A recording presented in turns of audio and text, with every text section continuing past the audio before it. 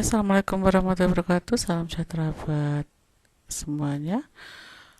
Oke, selamat bergabung kembali dalam perkuliahan Lab Akuntansi Keuangan. Di sini saya akan menyampaikan pertemuan yang ke-15 ya.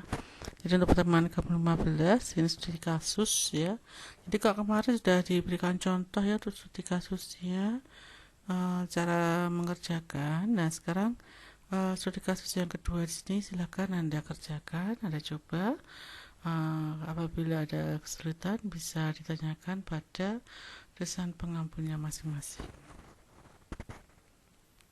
Oke, baik. Silakan yang belum bergabung untuk segera saja bergabung. Di sini soal yang pertama, Anda lakukan input data untuk data perusahaan dan juga mata uang ya. Jadi sini untuk mata uang dengan menggunakan dua jenis mata uang, IDR dan USD ya, dengan nilai tukarnya untuk USD 10.000 dan IDR nilai tukarnya Rp1-nya 1 ya, Indonesia. Kemudian untuk nama perusahaannya di sini toko Aneka Prima, berikut alamatnya dan tanggal dimulainya, tutup buku, serta tahun fiskal. Kemudian ada nomor seri pajak dan NPWP. Kemudian nomor pengukuhan pajak, tanggal pengukuhan ya.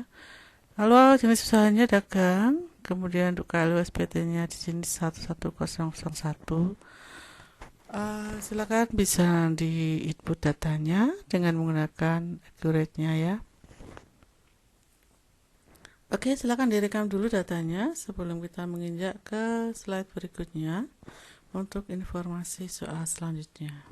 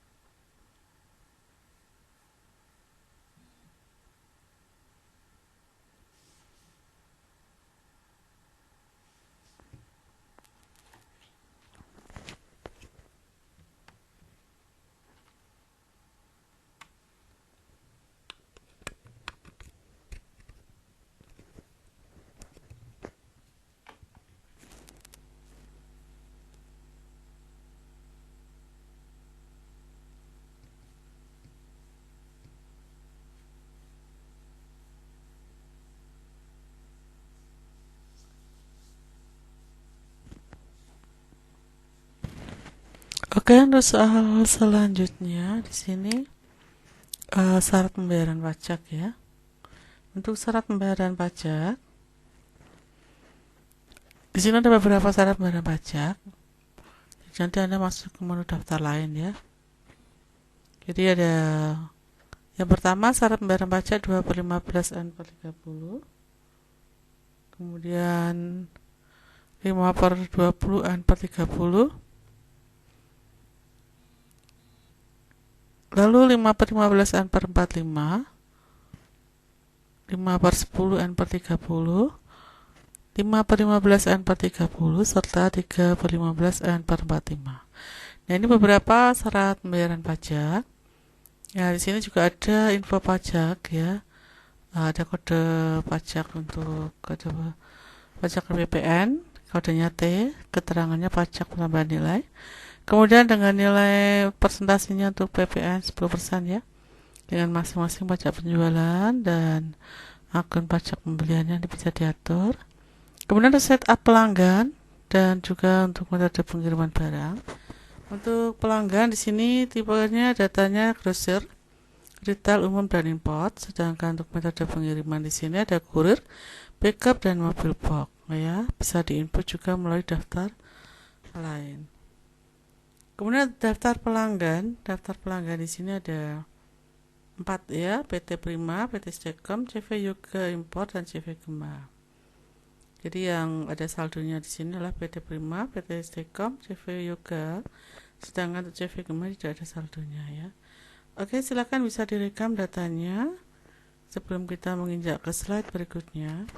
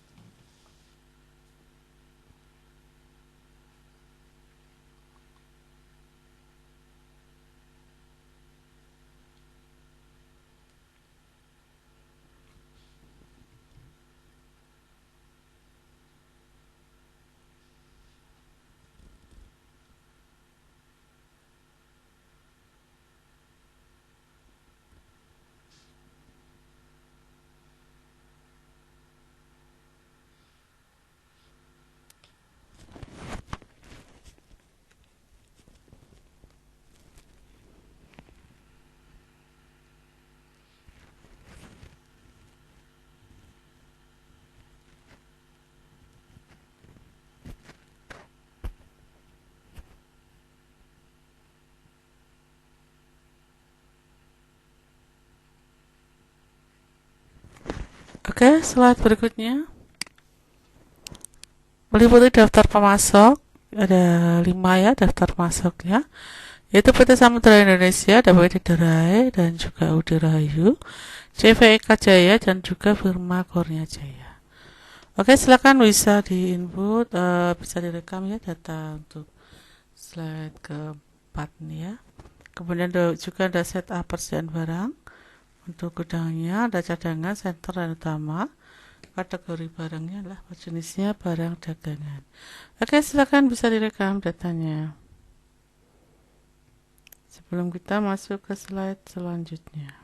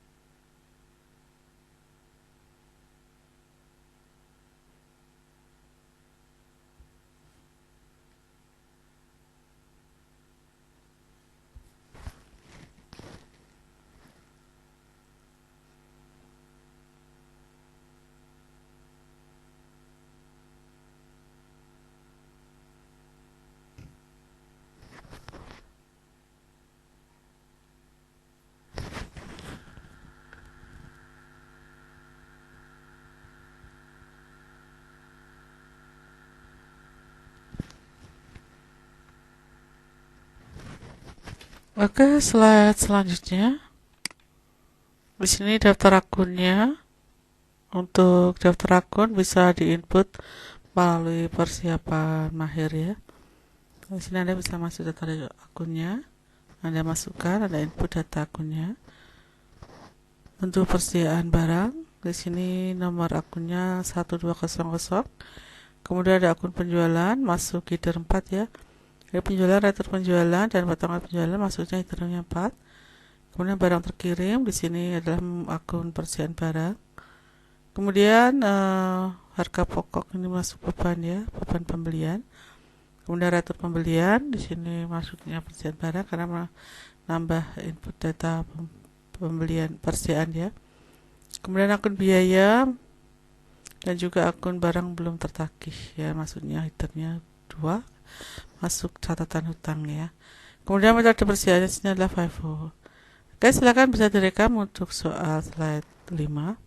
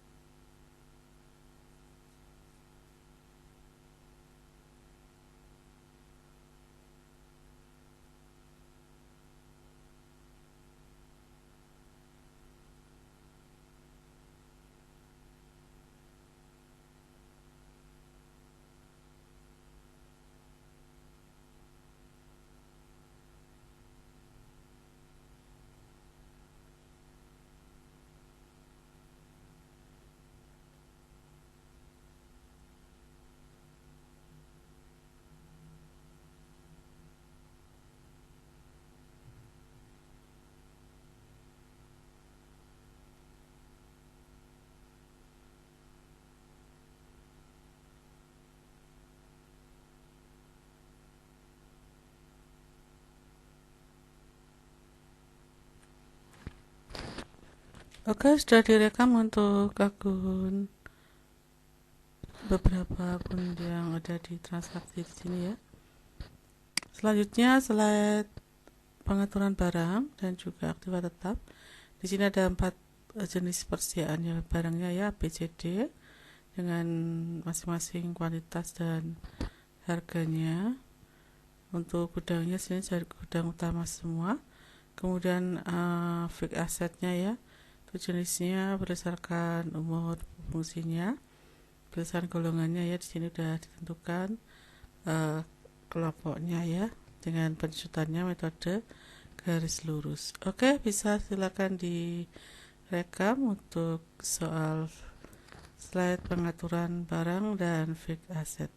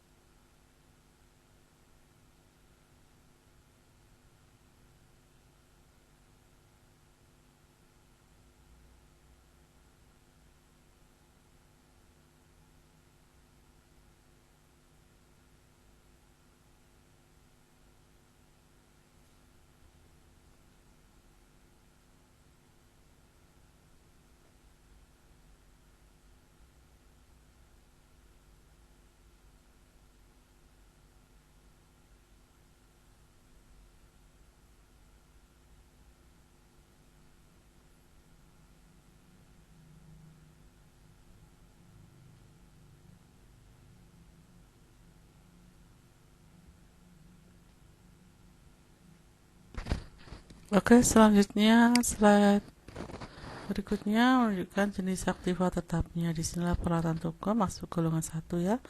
Kemudian data detailnya aktiva tetap, kode untuk peralatan toko di sini. Dan nanti inputnya menggunakan persiapan mahir ya.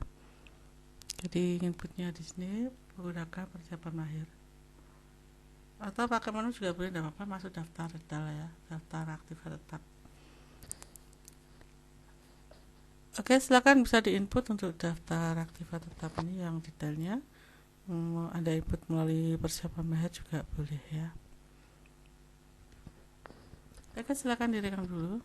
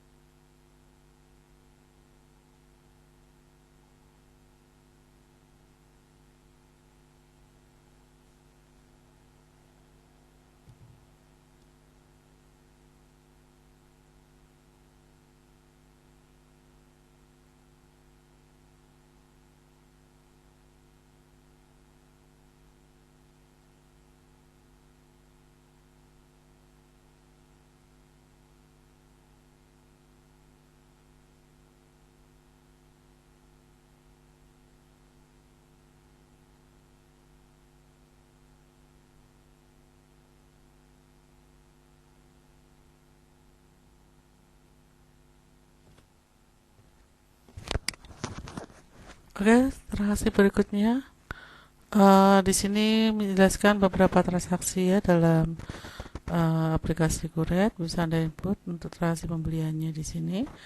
Pada tanggal 2, di sini pengajuan permintaan barang. Jadi tanggal 2 sini ada masuk daftar permintaan pembelian ya. Kemudian tanggal 4 baru melakukan pemesanan. Sebelumnya Anda pastikan dulu untuk daftar barangnya sudah ada dulu ya. Kemudian tanggal 5 di sini melakukan pemesanan ya untuk barang A dan B ke UD Rahayu. Jadi kalau di atas CVK, kalau yang kedua ini di UD Rahayu. Oke, silakan bisa direkam untuk soal slide 8 sebelum kita menginjak slide selanjutnya ya.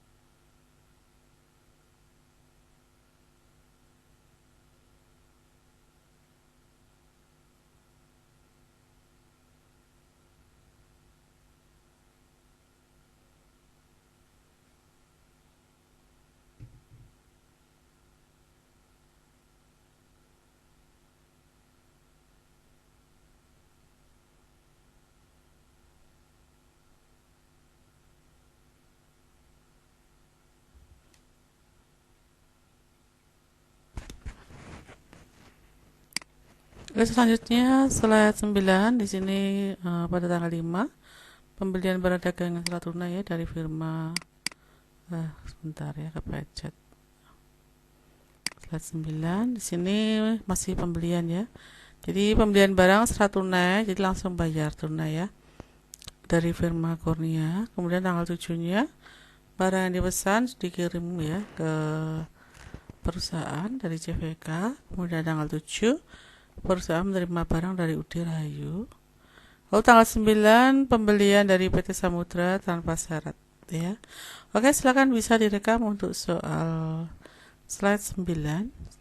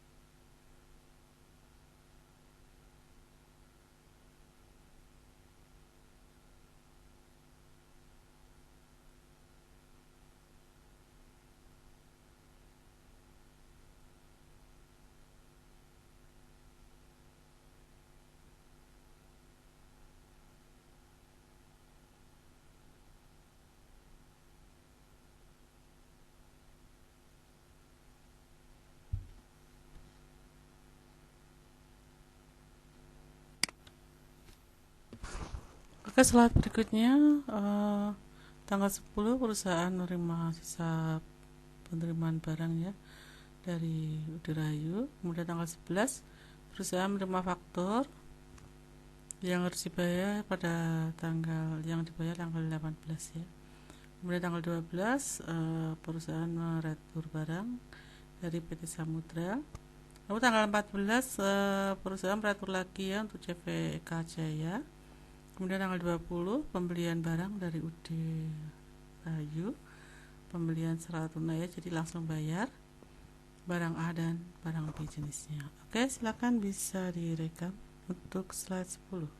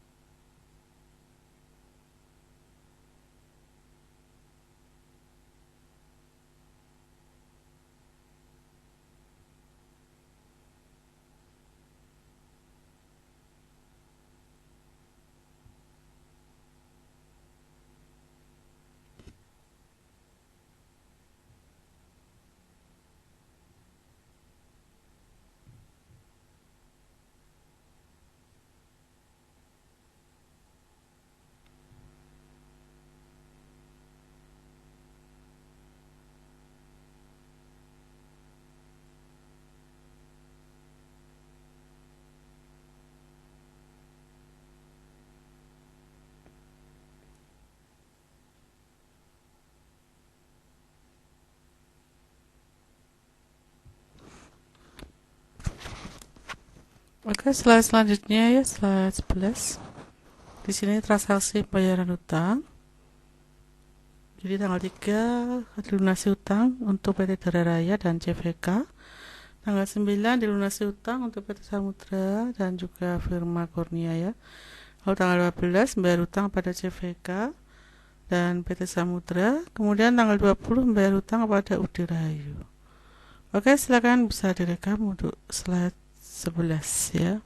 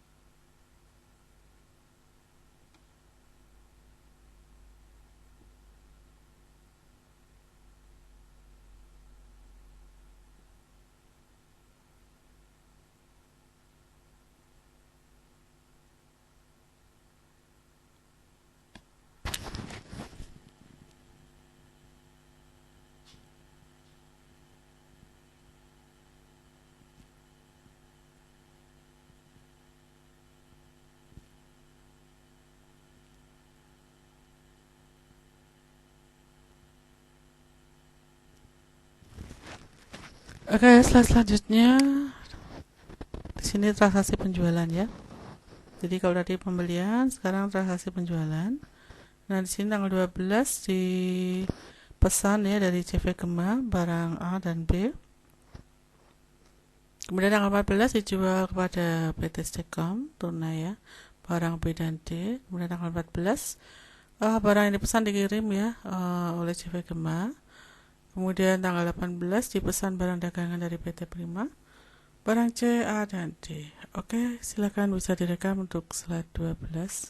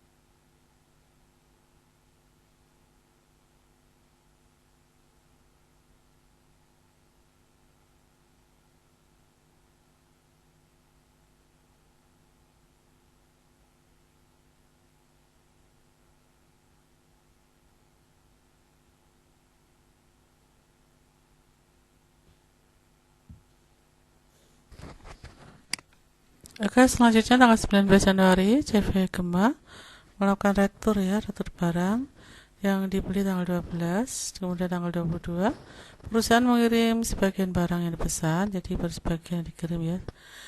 Sebagian di sini berarti separuhnya ya. Jadi kalau misalkan barang A 45 unit berarti baru dikirim misalkan 25 atau mungkin 23 ya. Kemudian barang C dikirim 10 berarti 5 yang kirim ya. Jadi separuhnya. Kemudian tanggal 23 PT Prima membatalkan sisa kuantitas yang dipesan ya. Jadi yang dipesan tanggal 15 sisanya dibatalkan. Kemudian tanggal 23 dikirim faktur penjualan. Kalau tanggal 26 dijual pada UD juga untuk barang B dan D. Silakan bisa direkam untuk slide 13.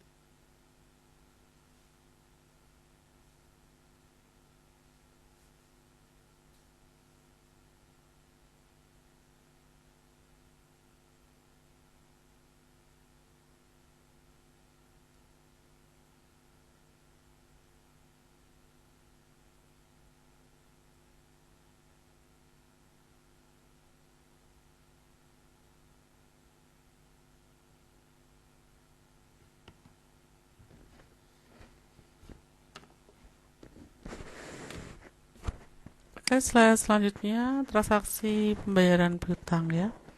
Untuk transaksi pembayaran piutang di sini tanggal 5 diterima pelunasan ya dari PT Stekom dan tanggal 10 dari UD Yoga. Kemudian tanggal 25 dilunasi dari CV Gema, dan tanggal 30 diterima penasan dari PT Prima dan juga UD Yoga. Oke, silakan bisa direkam untuk slide 14.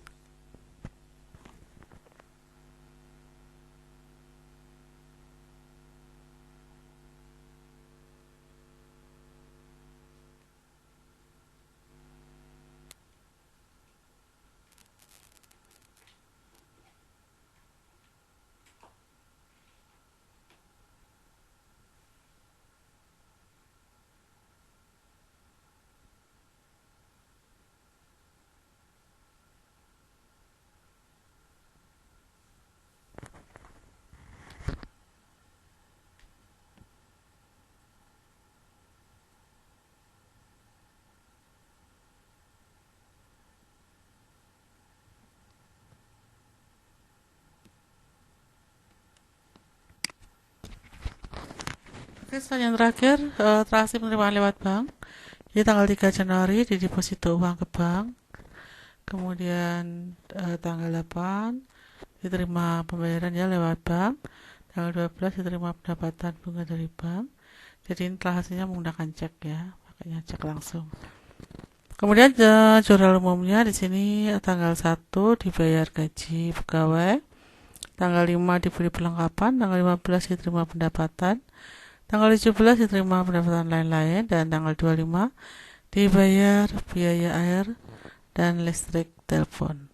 Oke, silakan bisa direkam, silakan dicoba Anda kerjakan untuk latihan kedua ini ya.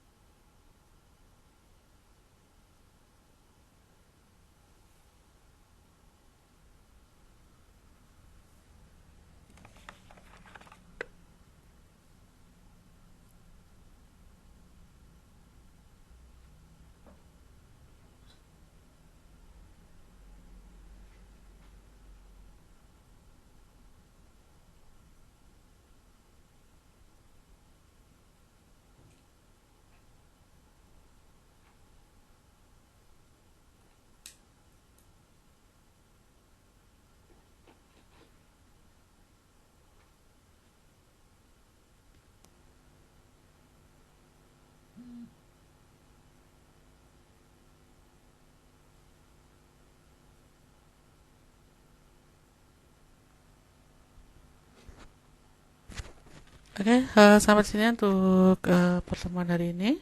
Silakan bisa dicoba untuk studi kasusnya yang sudah disampaikan pada hari ini. Baik, terima kasih. Selamat belajar. Selamat beraktivitas. Sukses selalu buat semuanya. Salam sehat selalu. Wassalamualaikum warahmatullahi wabarakatuh.